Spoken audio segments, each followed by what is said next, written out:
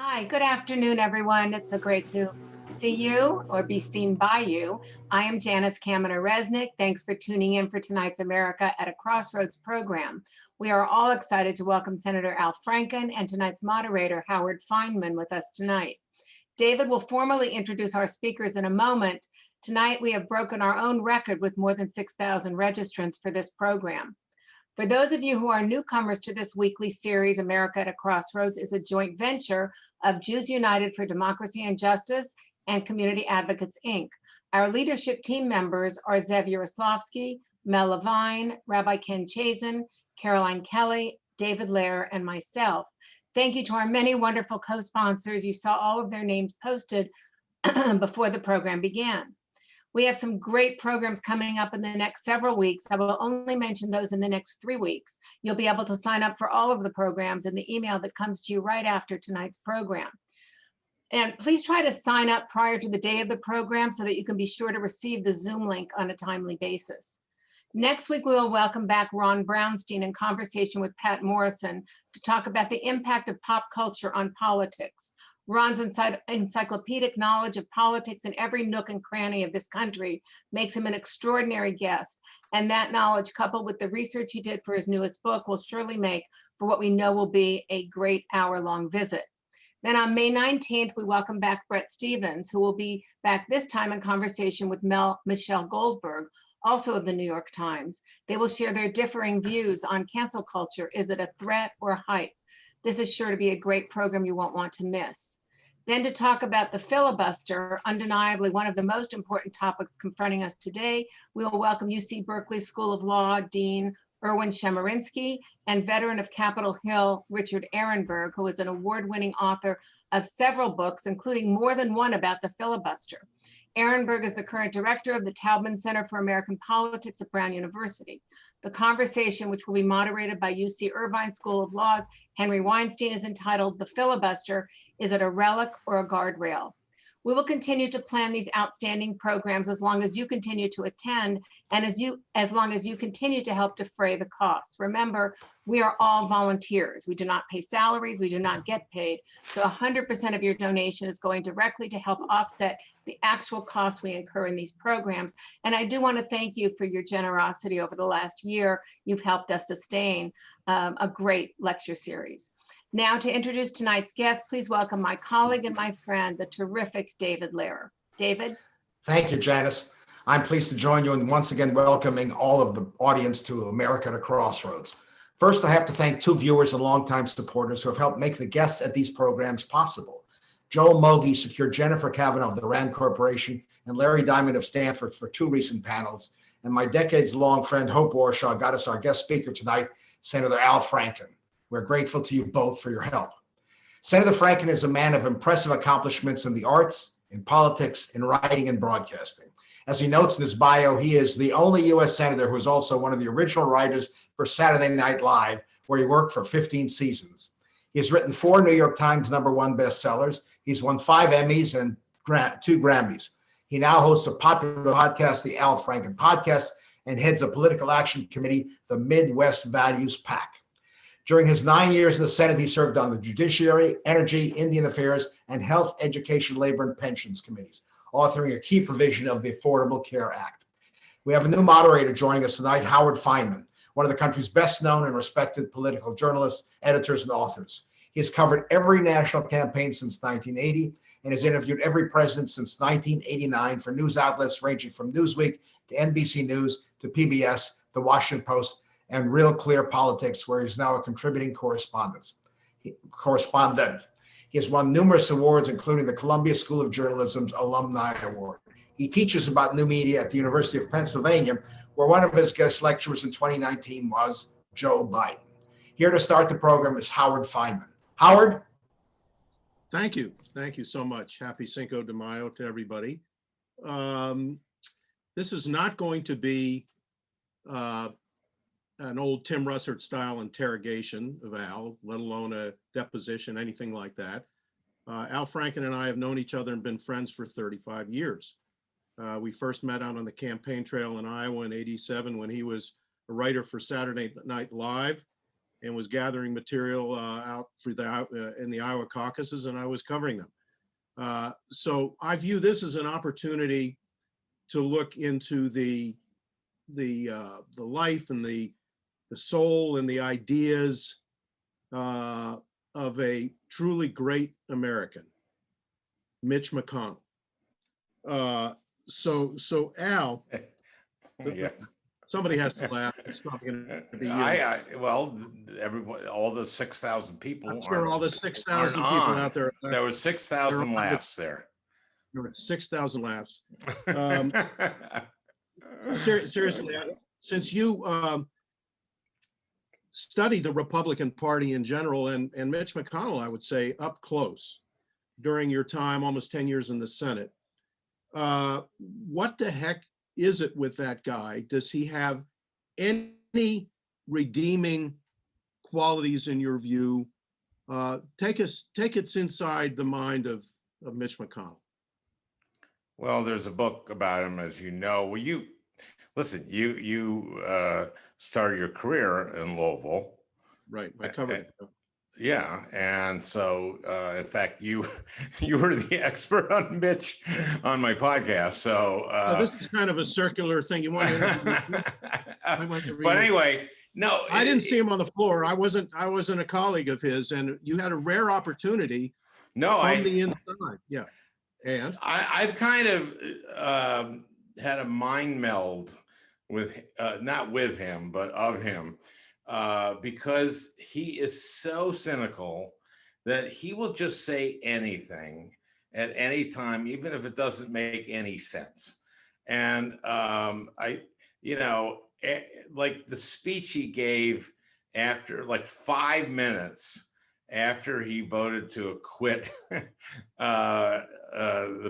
Trump was just the greatest speech, because it was stuff like, the person most responsible for the people who stormed the Capitol was no doubt Donald Trump, because he's lied to everyone about saying the election was stolen. And there's no doubt that the people who stormed the Capitol would, if they had had the opportunity, would not have stopped until they had tortured, murdered, and dismembered every Democratic member of Congress. And yet I voted to acquit. And let me tell you why. You can't convict someone who is no longer in office. Now, some will say, well, the articles of impeachment were sent to the Senate a week before he left office. But let me explain. We were on recess. Lisa Murkowski and Dan Sullivan were up in Alaska. That's a long way away. They would have had to flown to Seattle. That's a long trip in and of itself. And they would have had a 2-hour layover at the Seattle-Tacoma So it's, and this latest thing, like he gave this sort of speech about Biden's speech, and it was crazy. And at one point, and I wrote this down because I'll do him, but these are his words. He's talking about Democrats want people to have the jobs they want them to have, et cetera. At one point, he goes like, he's talking about daycare.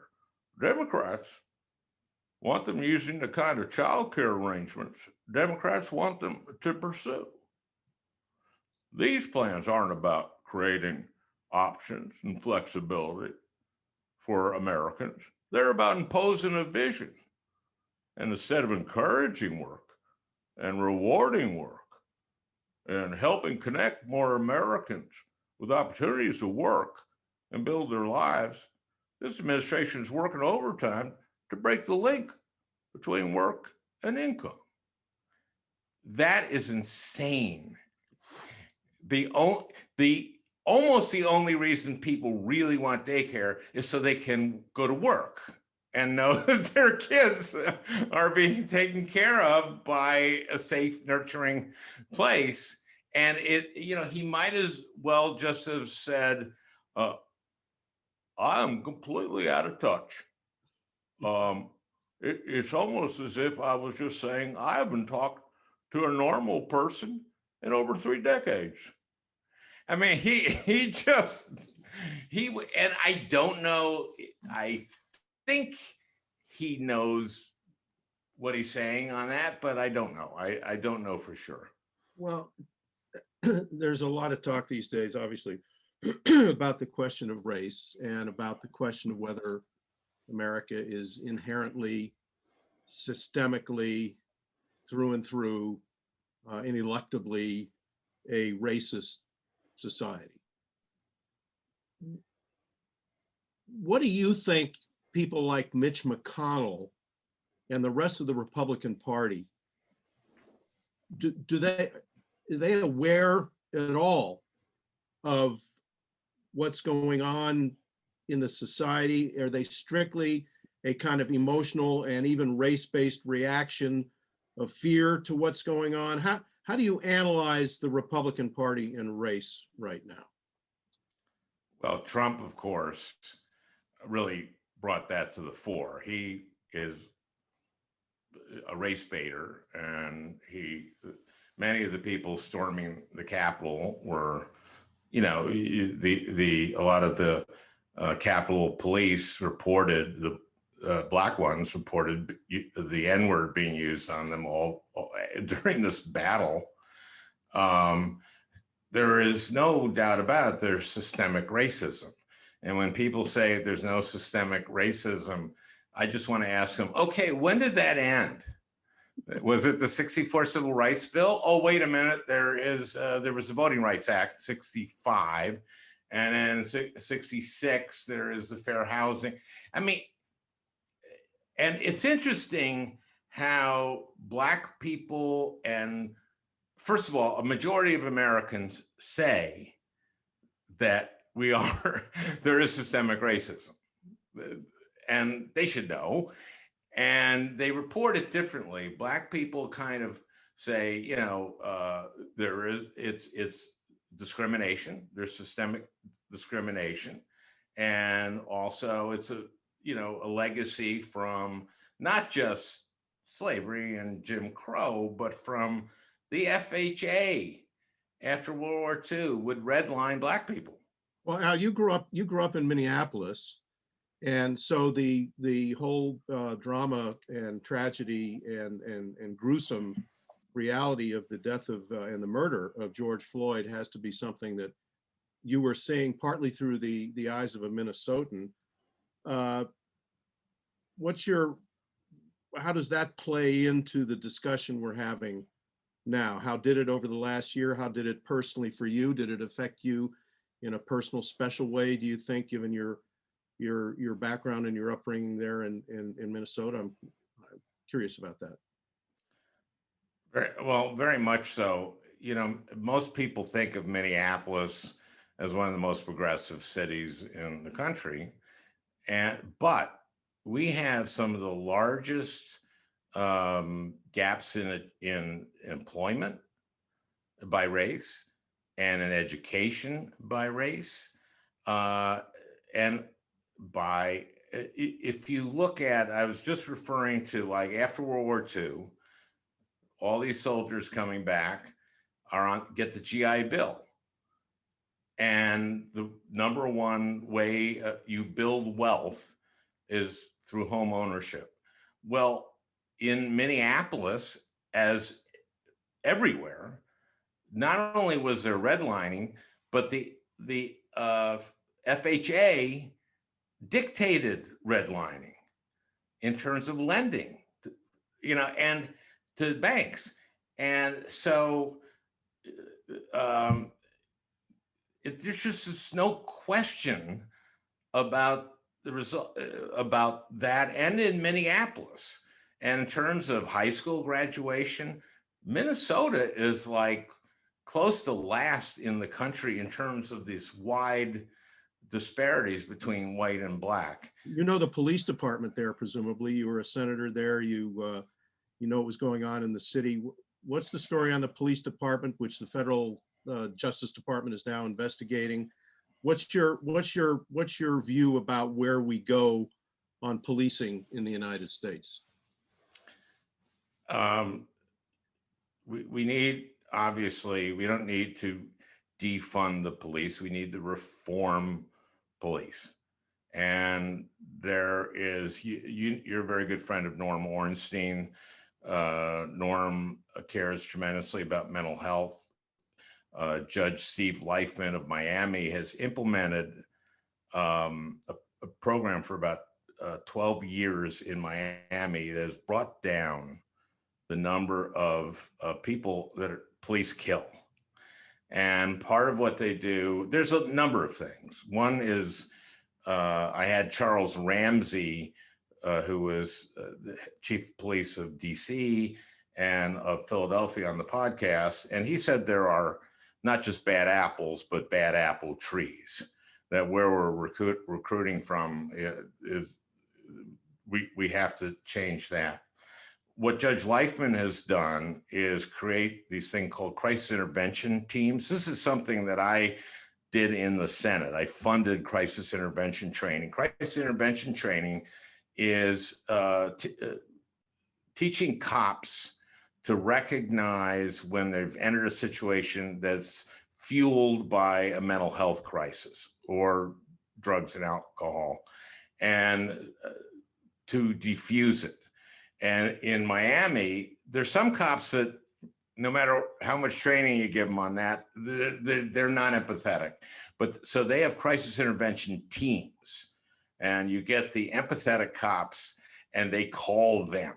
So if George Floyd died because you saw the escalation that those cops did right at the beginning. There was no reason, once he says, I'm claustrophobic, to shove him into that car. All you'd say is, oh, we're not gonna put you in the car. We're just gonna talk here. And it's a $20 bill. It's not a big deal. And let's just talk. That's part of it. There's all kinds of stuff. And there is a George Floyd reform bill, and my understanding is that they are going to get that done. It seems to me, Al, that the Republicans have decided that there's a political opportunity for them, once again, in discussion of race by talking about critical race theory, the idea that it's an imposition in the public schools of America to require a broader teaching and a deeper teaching of the history of race relations in the United States, of the role of slavery and all this. Yeah.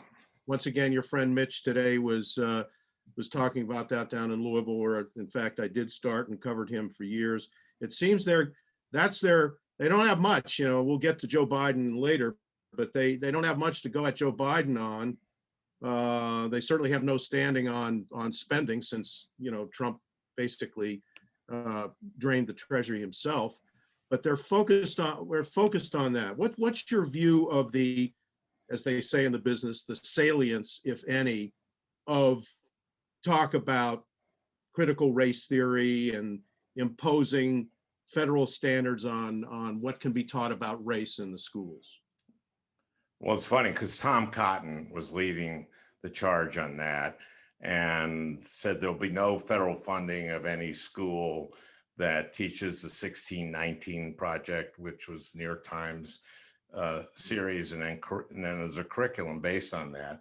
And I just wanted to say to Cotton, your schools were segregated not very long ago.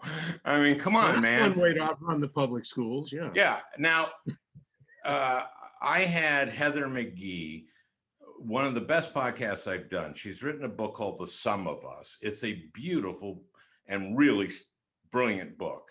And basically what she says is that there are people, and it's Republicans, who sell the idea that this is all a zero-sum game, and anything that helps Black people takes away from white people.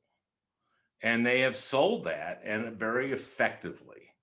And that this has been sold for a long time, certainly in the South, where, you know, the aristocrats, the plantation owners and stuff were telling really poor whites that at least you're better off than Black people. And so basically, Paul Wellstone said, we all do better when we all do better. And he's right. We are, and we do gain when everybody does better. We lose when we don't. It is just astounding, this idea that you know, anything they get is taken away from us. That is so wrongheaded, but it is so pervasive, and that's what they sell. And they sell it on Fox, and you know, and those people that raided the Capitol, they were a lot of white supremacists there. No, Al, James Carville, the Democratic consultant and sage to some, Heard of him. who I think is pretty smart, says that the Democrats need to worry about, when they talk about this stuff in a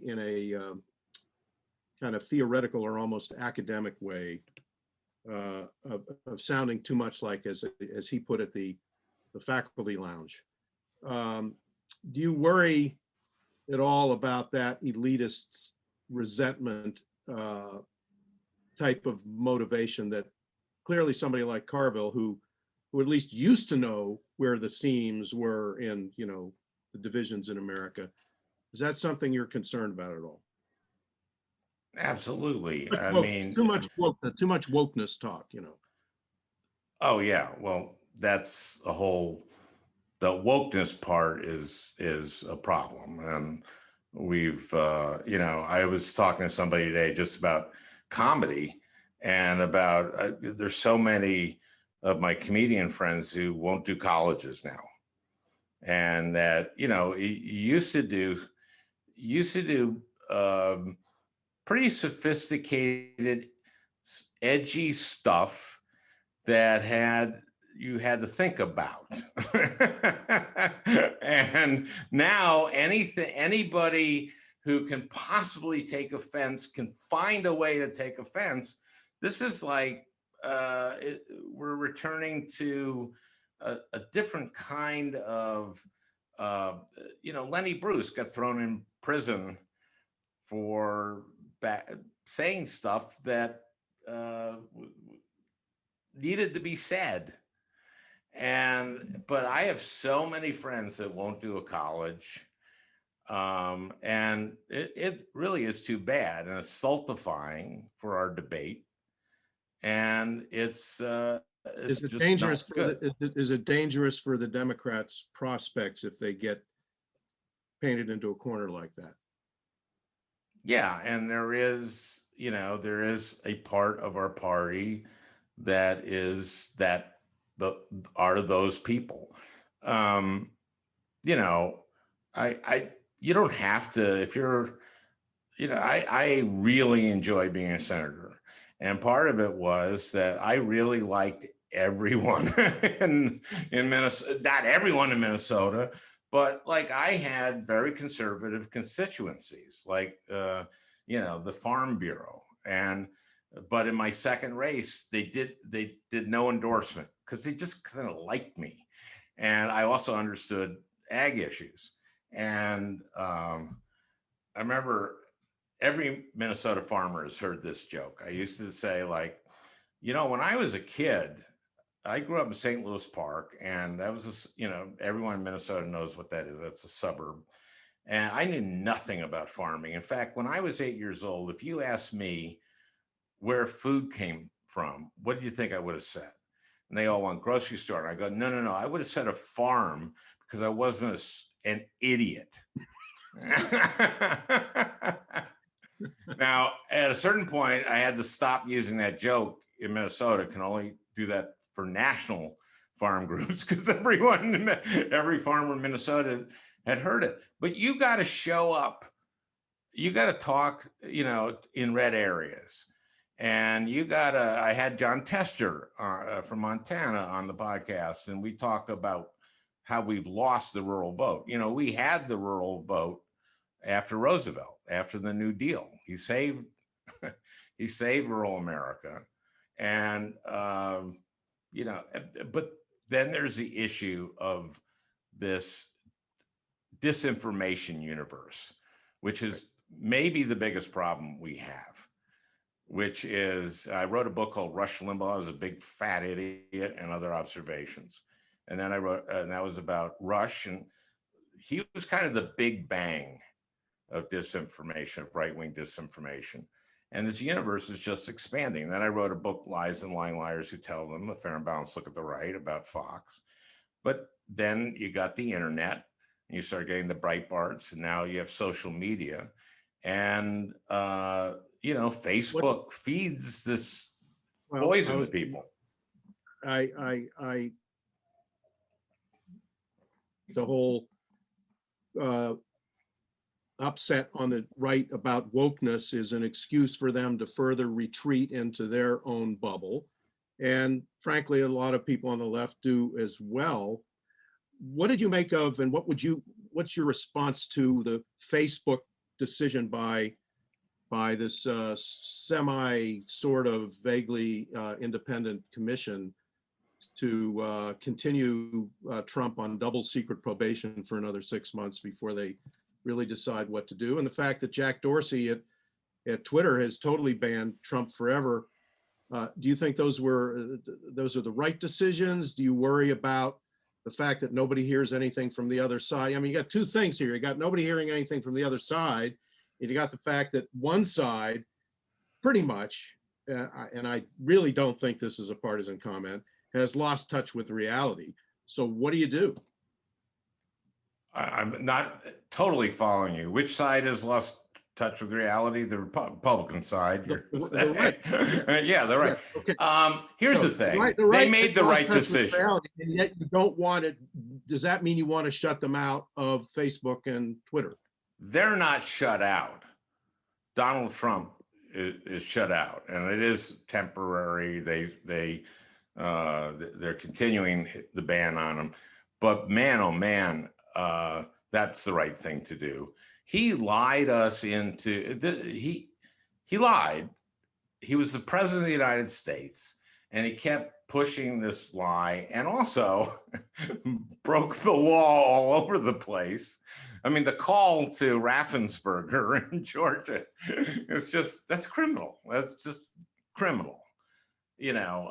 Find me 11,780 votes, just one more than I need. And, I wonder how that would have looked. Like Raffensperger calls a press conference and says, okay, we've done, it turns out that President Trump won by one vote. Was there a recount? No, we just found 11,780 votes. Where did you find them? In a box. I mean, has the Senate become, if not the whole Congress, a kind of useless vehicle in the sense that, not useless, but a different kind of thing, almost like a parliamentary system, as opposed to one where bipartisanship is really possible? I know you made a lot of efforts personally as a senator to get to know all the senators, to feel comfortable going across the aisle, to use your humor to try to build bridges, et cetera. That seems almost naive in retrospect. How do you see the Senate in particular as an institution today? And what would you do about fixing it? Well, Mitch McConnell destroyed it.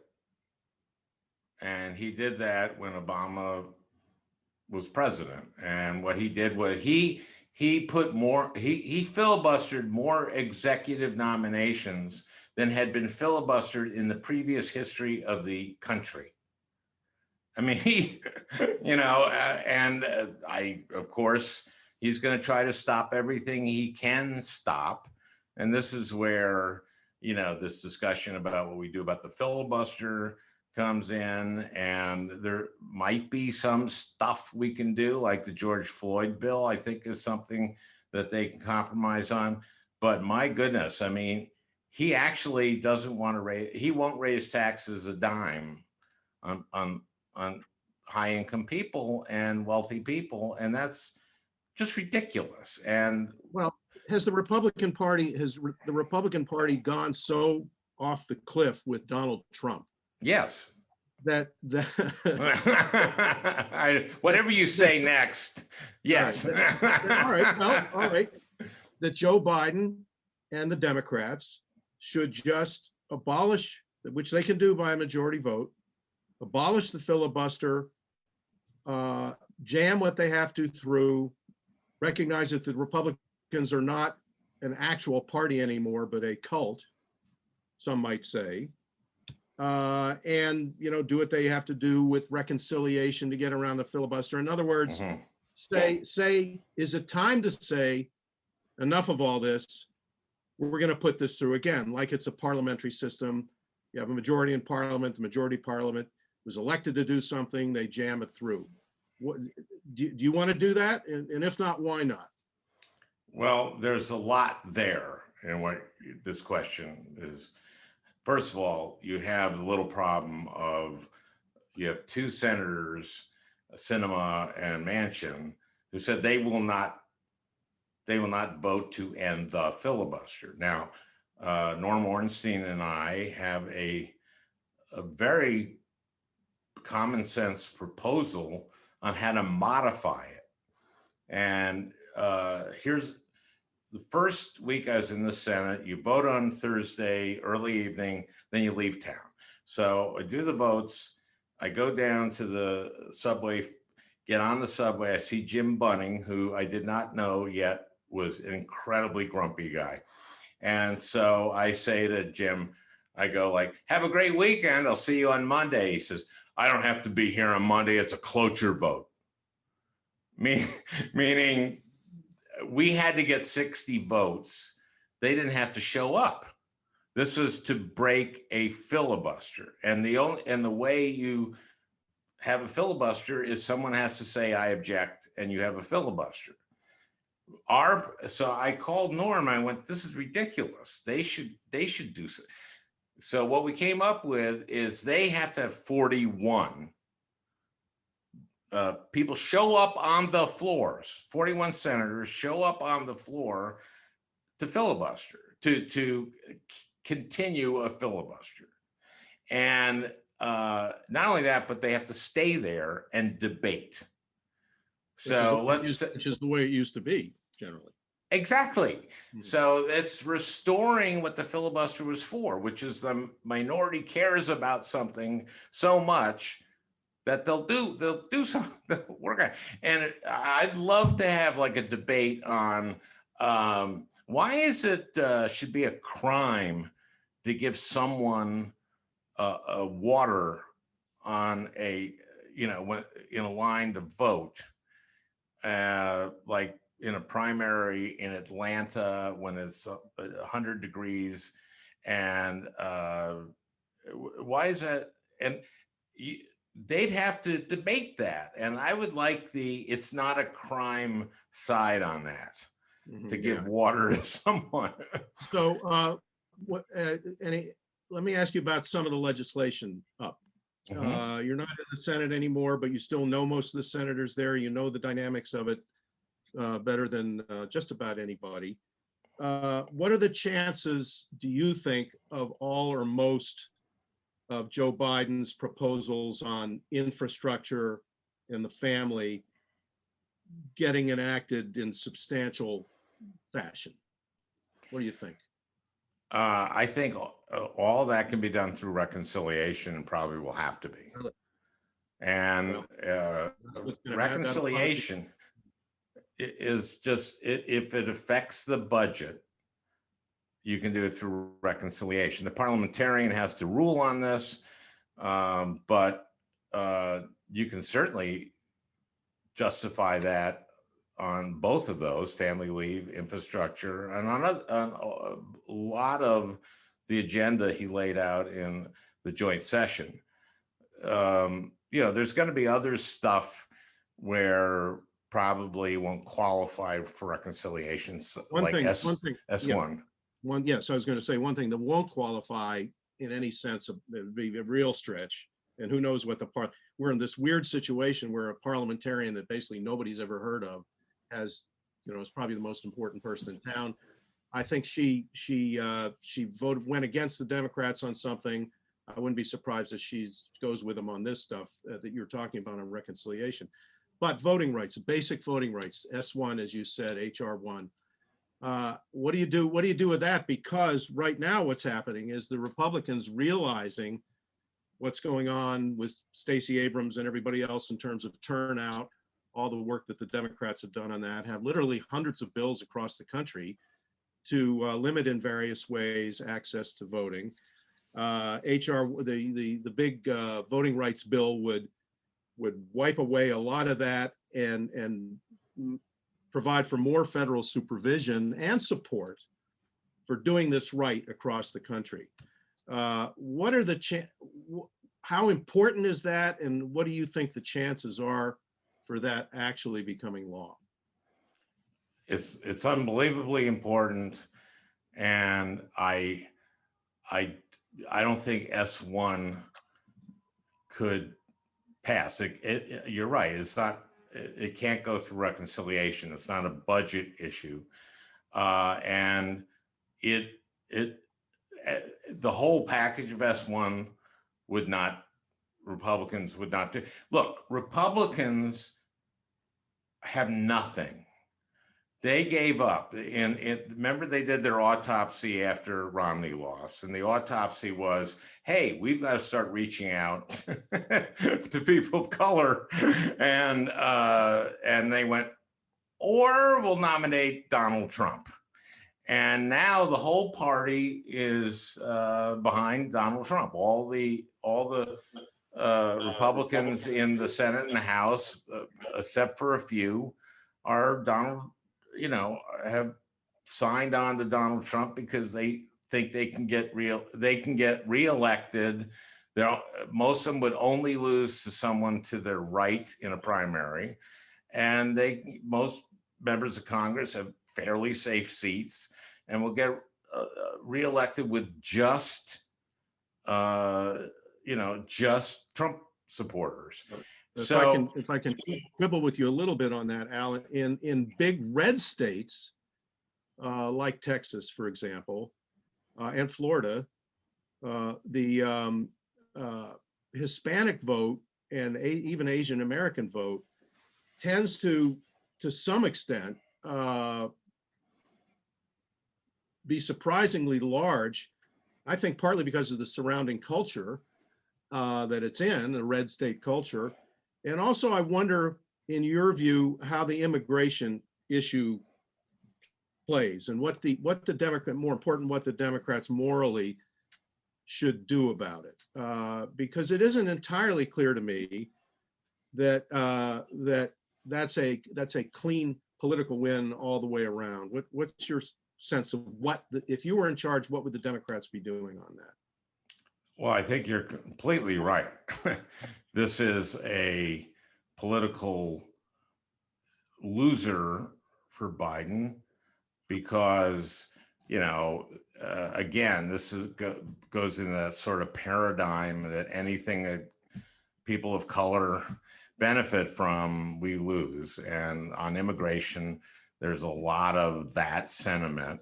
And also there's sort of the narrative that, well, Trump was rough on immigrants on the southern border, and there's more people showing up because they think Biden is not going to be rough on it. And to some extent, that there's some truth to that.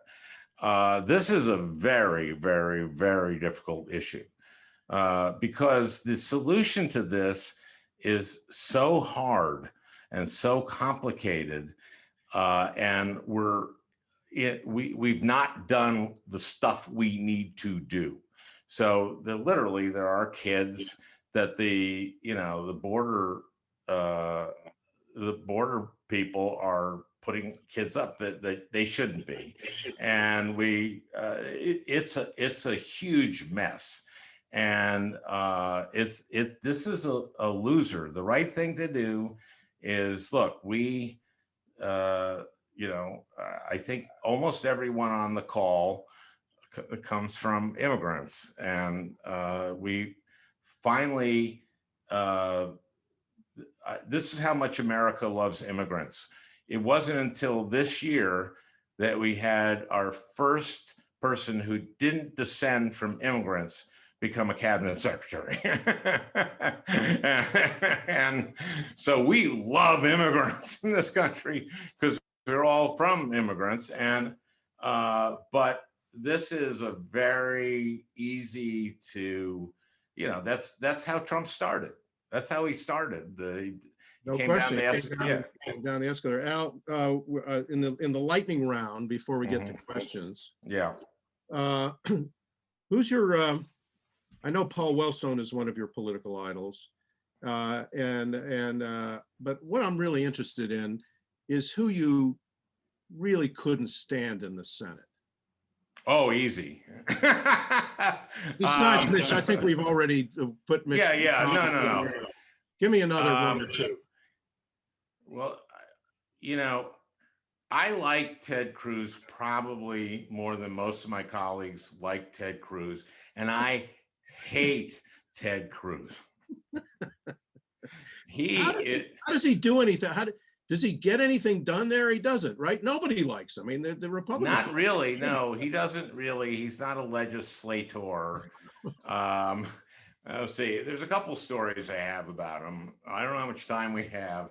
Not that much. The short. Okay, I'll tell the short one. Amy Klobuchar was doing the gridiron, and she doesn't let me write jokes for her, but she lets me punch them up because she wants to say she wrote all the jokes. So she had this joke about Cruz, and it was this. This was, remember the Carnival cruises where the engines died out at seas and the toilets overflowed, and it was a nightmare for everybody. Okay, so her joke was, when most of us in the Senate, when most people think of a bad cruise, they think of Carnival, but we in the Senate think of Ted. And so I went, that's a good joke, but I've got to rewrite. And I think it's better. And then the rewrite is the punchline of the story. So then I see her like the next Thursday on the floor going around to different senators, Schumer, et cetera, who she's written a joke about. And I'm going like, oh, I see what she's doing. She's just getting their permission. So then she heads over to Cruz, and I'm going like, oh, I want to be there for this. So I kind of inject myself into like a three-way conversation. And she says to him, okay, I have a joke about you for the gridiron. And well, I believe in the First Amendment. Tell me your little joke. And she goes like, well, when most people think of a bad cruise, they think of Carnival. But we Democrats, she doesn't say bad cruise, she says a difficult cruise. So she's watering it down. So when most people think of a difficult cruise, they think of Carnival, but we Democrats in the Senate think of Ted. So, and he goes like, I'll tell you what, instead of difficult cruise, why don't you make it challenging? And I see her go like, okay, now it's not funny anymore. And he sees that and goes, I'll tell you what, you tell it, go ahead. I believe in the First Amendment, you tell your little joke. So I go, Ted, I've done a rewrite of the joke that I think is a lot better. You want to hear it? And Amy goes like, oh my God, oh no, but I want to be here. So he goes, sure. And I go like, okay, when most people think of a cruise that's full of shit, they think of Carnival. But we in the Senate think of Ted. And he just kind of goes, and I go, and I just pivot. Al, it's moments like that, and brains and wit and fire like that lead me to say that the question that's most been asked here on the chat is, and Carol's one of the people who asked it, Al, would you consider running for office again? Yeah, I would. I mean, I'm keeping my options open. Part of the reason I have my PAC active is that I'm supporting Democrats. Did a lot of great work. We spent about $500,000 last cycle. Some of the stuff I did was really good. I was the first to give to Unite Here's ground game in Nevada and in Georgia. They, Ossoff and Warnock, won because of ground game. And but yeah, I'm keeping my options open. That's good to know. Let me look at some other questions here. As I said, the most frequently asked question is, will Senator Franken consider running for office again? We know the answer to that one. This is a good one, and one that I'm interested in hearing the answer to because I knew him too. And I asked about your heroes. One of them had to be Walter Mondale. Yeah. And I think I know a lot. I'm guessing that a fair number of people on this call knew him, thought he was a very interesting, amazingly great guy, and very funny, by the way. Yes, I know that. Yeah, and very droll, very Norwegian droll. But yeah, but really funny. He was a great man. He really was, and he was for me before a lot of people thought I had a chance. Yeah, I've known him for a long time, and he also stood by me when some people abandoned me, but he did write the Housing Act, the Open Housing Act in '66, and I just read Jonathan Alter's book about Jimmy Carter, and Mondale's in it a lot, and just a very wise, solid, great, lovely guy. And just, God, I cried when I heard. I knew he was very sick. And ironically, I moved to New York a couple months ago, and ironically, my mail came late, and about a few days before Fritz died, I got his Christmas card, and he just wrote, "Dear Alan Franny, I miss you." I think actually his love of humor cost him whatever chance he had to beat Ronald Reagan. Because he laughed at his damn joke. He laughed at the joke. It wasn't that great a joke. I know. I'm not going to hold your inexperience against you. And yeah, but it was both Mondale's sense of humor and his genial basic. I mean, he could get mad. He's a tough guy, but he was a genial fellow. Let me ask you about somebody else that you don't necessarily know in person, but I think she's emblematic of what's going on here. And this is another question from somebody out there in the vast audience, which is, what do you make of Liz Cheney's situation? And more broadly, do you think it's possible that the Republican Party will kind of splinter in some way, or are Liz Cheney and Mitt Romney and Adam Kinzinger, who I think is going to be on this series, are they just a tiny sliver that won't even be missed by the what still is the Trump machine? I think it's the latter, unfortunately. I mean, she's doing something the way people should do things, which is on principle, and my God, yes. And it's you don't see it very much. I knew you before you got into politics, although I know you were always interested in politics, and we met, as I said at the beginning, out in Iowa during the Iowa caucuses.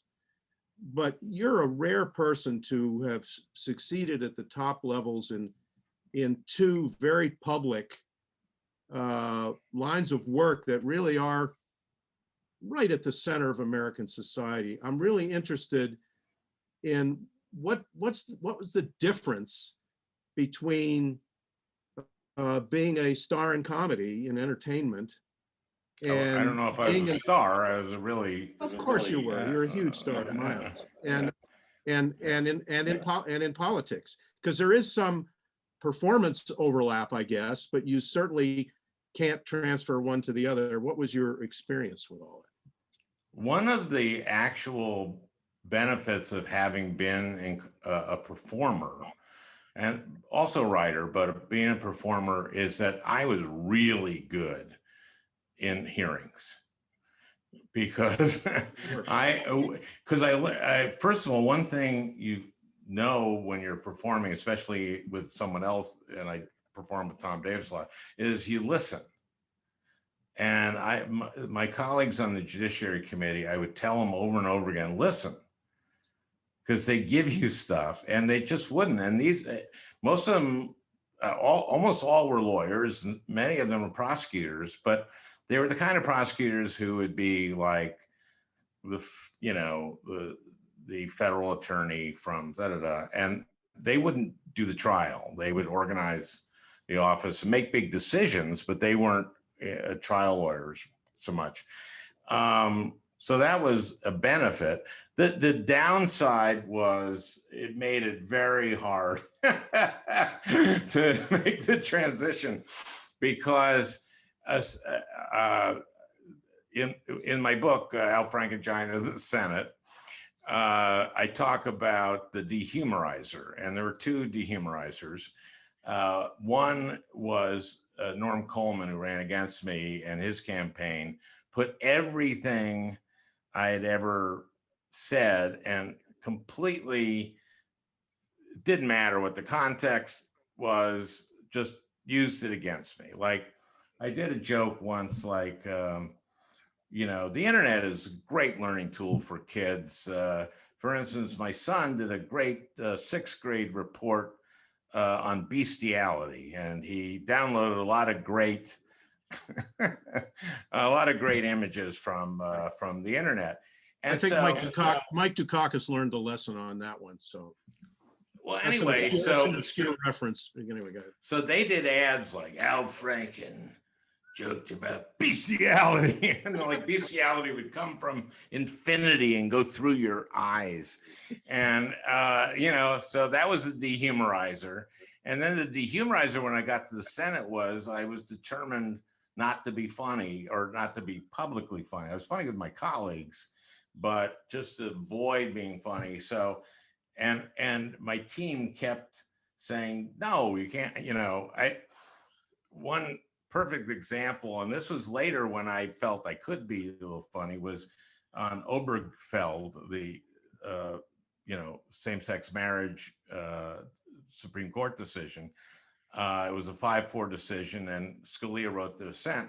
And I said, okay, I want to release this. Senator Al Franken, Minnesota, applauded the court for its decision, Obergefell, but said that he feels that Scalia's dissent was very gay.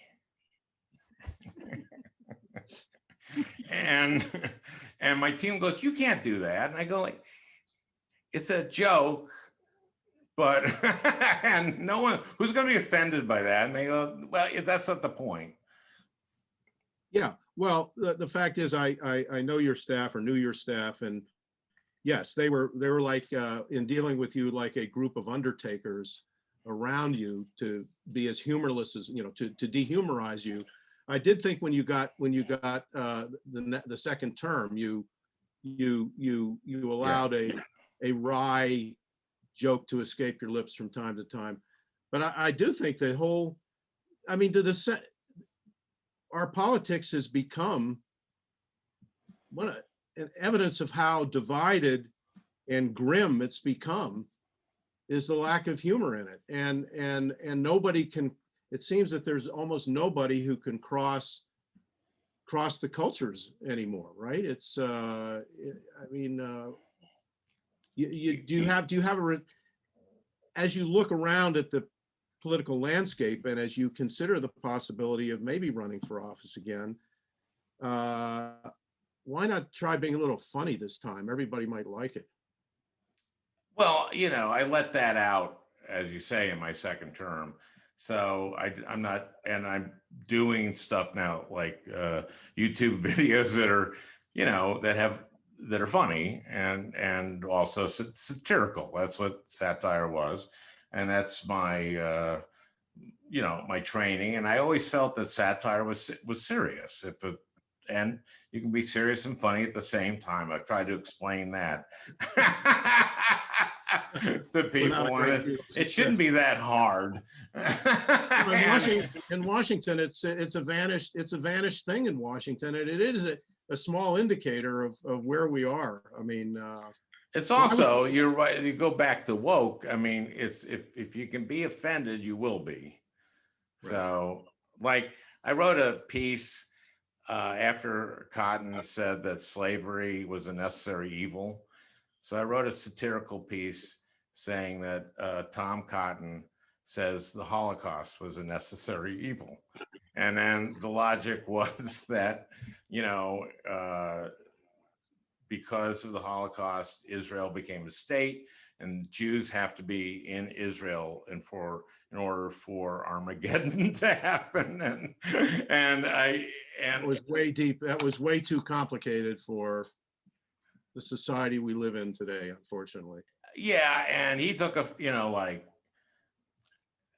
it was clearly, it was, I mean, it was just, it's the other part of the it's the first part of the dehumanizer, which, yeah. You went back to Minnesota, and now you've moved to New York, where you lived for many years with SNL, and you're back on the Upper West Side, and where you reared your children and so forth, and when you were writing for SNL. And I know that when you go to the supermarket or walk on Broadway, people are calling out to you and urging you to run for something. Mm-hmm. You have. By the way, I have grandchildren here, which was big yeah. You have Senate floor privileges, I believe, as a former senator. Yeah. Has it crossed your mind to come down and go back there, or is that something you cannot see yourself doing? Well, I do have floor privileges as a former senator, but I don't think I'd want to go to the floor unless I was a senator. Mm-hmm. Well, who knows what'll happen in the future.